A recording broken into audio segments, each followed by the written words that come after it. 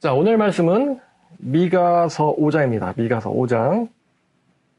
자, 제목은 메시아를 따르는 이방 중의 하나님의 백성들이라는 제목입니다. 메시아를 따르는 이방 중의 하나님의 백성들. 지난번에 4장에 이제 종말의 시대에 일어날 일들에 대해서 이야기를 했었어요. 하나님께서 마을새의 시온의 산을 높이실 것이다. 자, 4장 마지막 절을 보니까 딸 시온이여 일어나서 칠지어다. 내가 네 뿔을 무쇠 같게 하여 네 굽을 놋 같게 하리니 네가 여러 백성을 쳐서 깨트릴 것이라. 네가 그들의 탈취물을 구별하여 여호와께 드리며 그들의 재물을 온 땅에 주께 돌리리라. 이렇게 이제 마지막 때에 딸 시온이 강력해져서 이방을 심판할 거다라는 이야기로 이제 이 말씀이 끝났었거든요. 자, 5장 1절. 자, 똑같이 딸이 등장합니다. 딸의 군대여, 딸 군대여, 너는 때를 모을지어다. 그들이 우리를 에워쌌으니 막대기로 이스라엘 재판자의 뺨을 치려다. 이 말은 이제 딸 군대야. 딸아, 너는 군대를 모아봐라. 근데 그들이 우리를 에워쌌으니 막대기로 그들이 이스라엘 재판자의 뺨을 칠 것이다. 여기서 그들이 이스라엘 재판자의 뺨을 칠 것이다 라고 그랬는데, 이스라엘 재판자들이 이제 지도자들이죠. 이스라엘의 왕들, 지도자들이 굉장히 치욕을 당할 것이다. 곤란하게 될 것이다. 이런 표현이에요. 누구에 의해서 그렇게 곤란하게 되냐면 그들이 우리를 에워쌌다라고 하는데, 자, 여러분, 그들이 우리를 에워싸는 사건이 어떤 사건을 가리킬까요? 우리가 미가서 1장 1절을 참고해 보면 이 미가서는 히스기야 왕 시대 때 활동하던, 미가는 히스기야 왕 시대 때 활동하던 선지자임을 알 수 있죠. 자, 그러면 열왕기하 18장 17절 한번 보겠습니다. 열왕기하 18장 17절입니다. 자, 아수르 왕이 다르단과 랍사리스와 랍사게로 하여금 대군을 거느리고 라기스에서부터 라기스 나오네. 예루살렘으로 가서 히스기야 왕을 치게 하며 그들이 예루살렘으로 올라가니라. 여기서 라기스를 지나서 사네립 왕의 대군이 히스기야를 치러 올라왔다. 예루살렘을 둘러쌌다는 것이겠죠. 여기서 이제 그들은 누구를 가리키냐면 이제 아수르를 가리킵니다.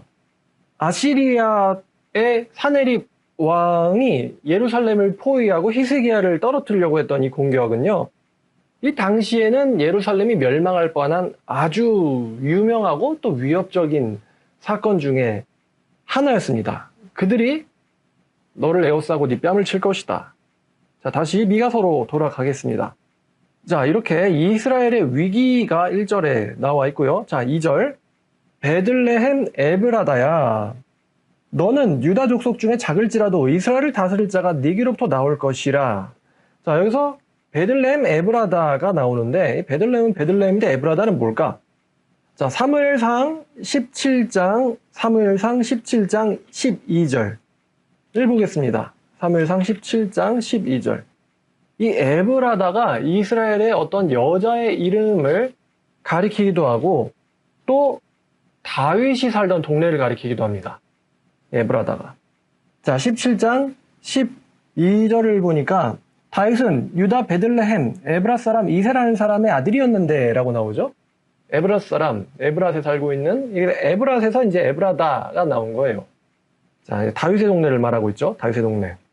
자, 다시 미가서로 돌아가서 그의 근본, 너에게서 이제 다스릴 자가 나올 것인데 그는 근본이 상고의 영원에 있느니라 이렇게 되어 있는데, 상고라는 단어가요, 윗상자의 옛고자입니다. 그러니까 이제 옛날 중에서도 먼 옛날, 이걸 상고라고 표현을 한 거거든요.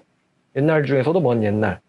그럼 이 상고라는 단어가 크게 두 가지 의미가 있어요. 뭐 영원이라고 생각될 정도로 오래전부터, 아주 오래전부터라는 의미도 있고, 아니면 어떤 이제 사건이 있었던 고대의 과거 시점을 얘기할 수도 있어요. 어떤 역사적 사건이 있었던 고대의 과거 시점, 혹은 굉장히 먼 옛날, 이런 두 가지 의미가 있는데, 어떤 역사적 사건이 있었다라고 하면 이제 하나님께서 다윗에게 약속하신 왕좌의 약속, 다윗의 언약을 떠올릴 수 있겠습니다. 그는 다윗의 언약으로부터 근본되어 있다. 하나님께서 다윗에게 주신 언약으로부터 근본되어 있다. 이렇게 말할 수도 있고, 아니면 그분은 예적부터 계신 분이시다. 이렇게 말할 수도 있겠습니다. 그의 근본은 상고에 있고 옛날에 있고 영원에 있느니라.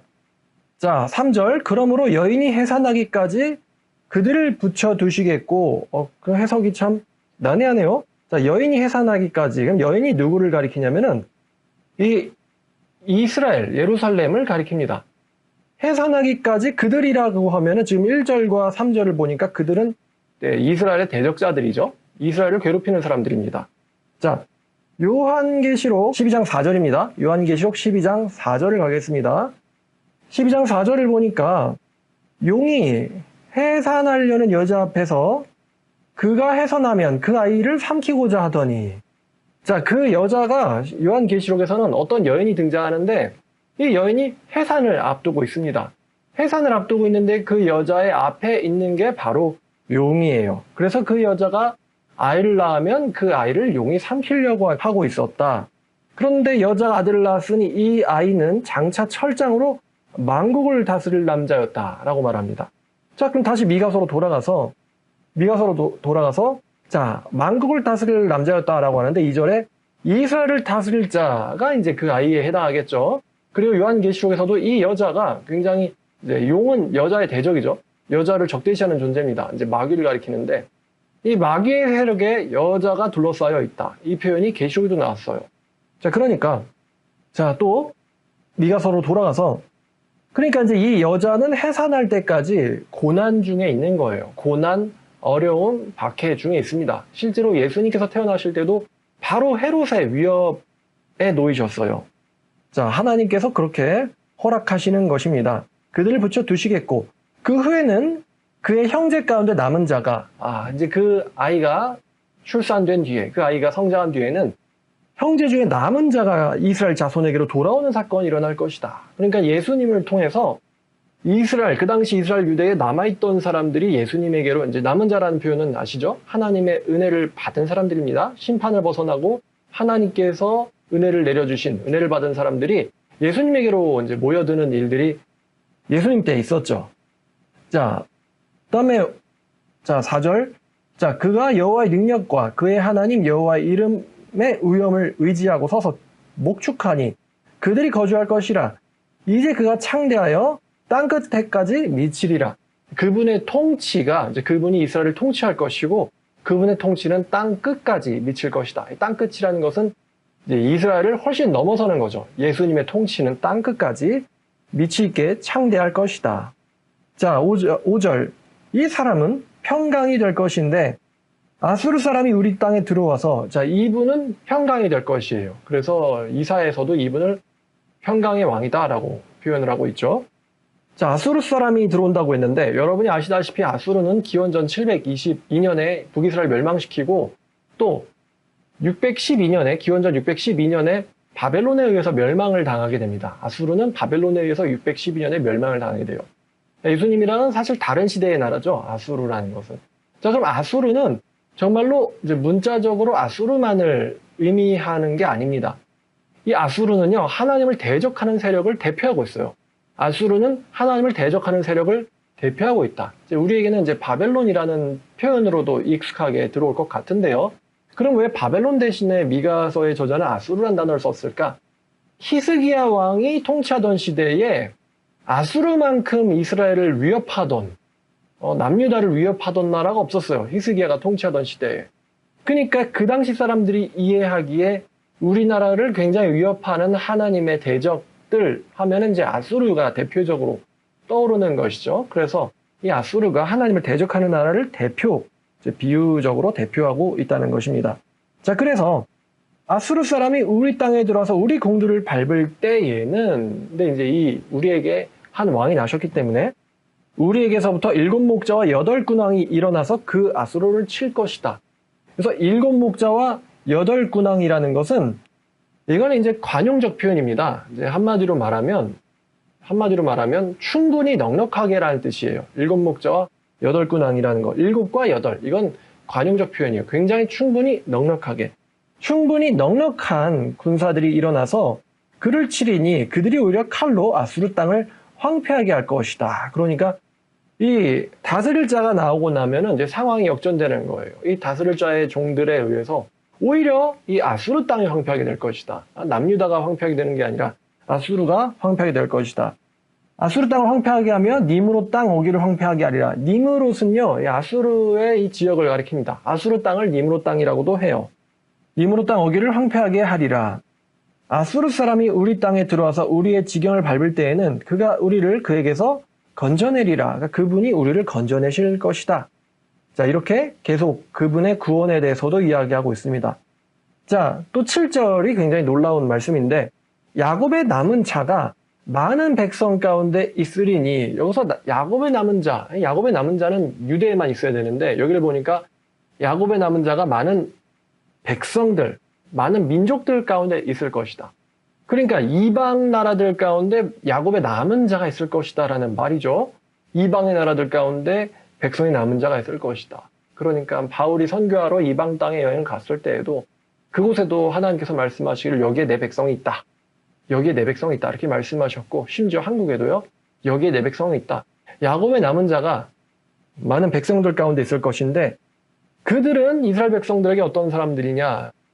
교회에게 있어서 이들은 여호와께로부터 내리는 이슬 같고 풀 위에 내리는 담비 같다. 이 남은 자들의 존재는 교회에게 있어서 이슬 같고 담비 같다. 이슬과 담비는 사막에서 이제 목축을 할 때 뭐 풀을 돋게 하는 굉장히 생명을 유지하게 하는 귀한 거죠. 이슬과 담비라는 게.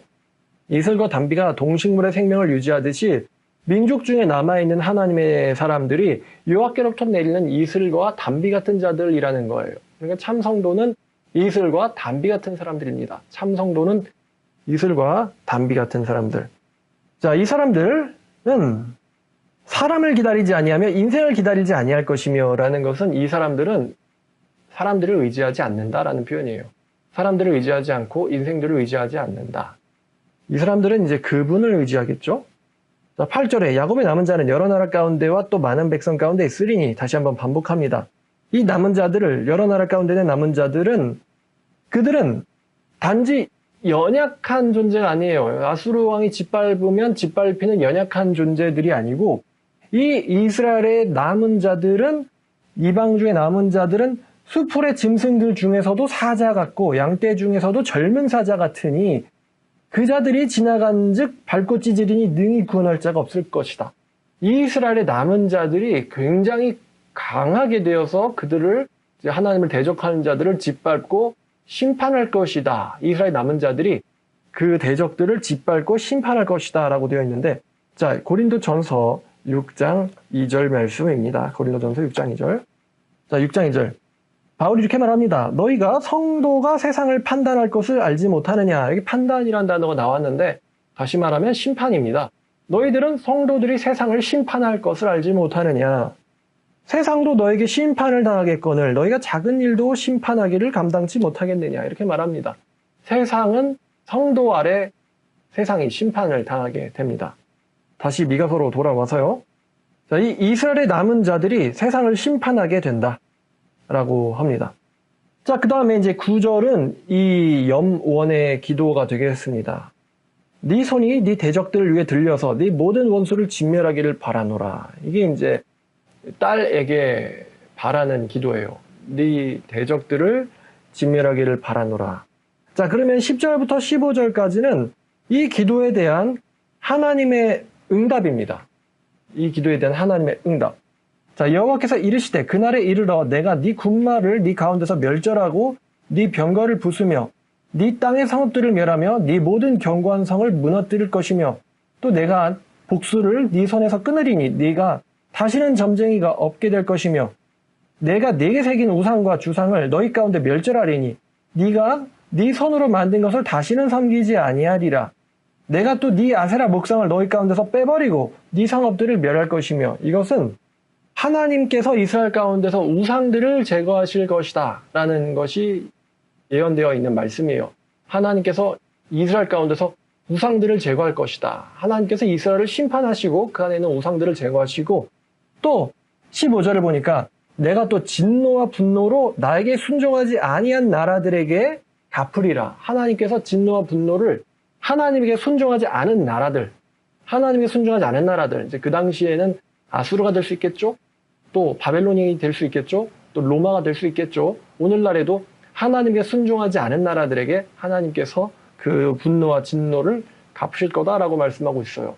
백성 중에서는 우상을 빼내시고 또 하나님에게 순종하지 않는 나라들을 진노로 복수하신다라는 말씀이 미가서 5장입니다. 자, 그래서 미가서 5장 초반부에는 한 왕의 등장이 예언되어 있었고 중반부에는요, 그분에 의해서 남은 자들이 예언되어 있었습니다. 남은 자들, 이슬 같고 담비 같고 또 사자 같은 사람들, 그리고 마지막에는 그 기도, 이스라엘을 향한 기도에 대한 하나님의 응답인데, 내가 너에게서 우상들을 제거하고 내가 너를 또 심판하지만 나에게 순종하지 않은 이방 나라들을 멸망시키겠다라고 이제 하는 내용으로 끝납니다. 그래서 미가서 5장의 제목을 메시아를 따르는 이방 중에 하나님의 백성들이란 제목으로 여러분들에게 설교를 드려봤습니다. 자, 미가서 굉장히 이사야랑 닮아있다라고 말씀드렸어요. 자, 우리 가운데 여호와의 남은 자가 있습니다. 여호와의 남은 자는 이슬 같고 담비 같은 자들인데, 이들은 사람을 의지하지 않고요, 또 인생을 기다리지 않고요, 또 이 사람들은 하나님을 의지하고 하나님만을 의지하고, 또 이 사람들은 굉장히 강한 사자 같고 강력한 짐승 같은 사람들이에요. 이 사람들이 바로 참된 성도들입니다. 신약의 참된 성도들, 이방 중에 있는 참된 성도들, 여러분들이 될 수 있겠죠. 그러니까 담대하고 강한 마음으로 하나님의 뜻을 순종하는 저 여러분 됐으면 좋겠습니다. 자, 기도하겠습니다. 하나님, 오늘 미가서 5장에 있는 내용을 살펴보았습니다. 아버지, 여기에 예수님의 탄생이 예언되어 있었고, 탄생되실 이 지역이 예언되어 있었고, 또 이분에 의해서 일어나게 될 남은 백성들이 어떤 사람들이며 또 이들이 어떻게 강력할 것인지, 또 하나님께서 이스라엘 가운데서 우상들을 제거하시며 또 이방들을 심판하실 것이 예언되어 있었습니다. 아버지, 모든 일은 아버지께서 예언하신 대로 됩니다. 이 여자가 그들 가운데 있을 거라고 하였는데 정말 하나님의 예언대로 예수님께서 태어나실 때 굉장히 난처했고, 요한계시록에서도 그렇게 묘사했고, 정말 말씀이 한치도 없이 성취되는 걸 보면서 오늘날도 여전히 하나님께서 역사하시는 것을 보게 됩니다.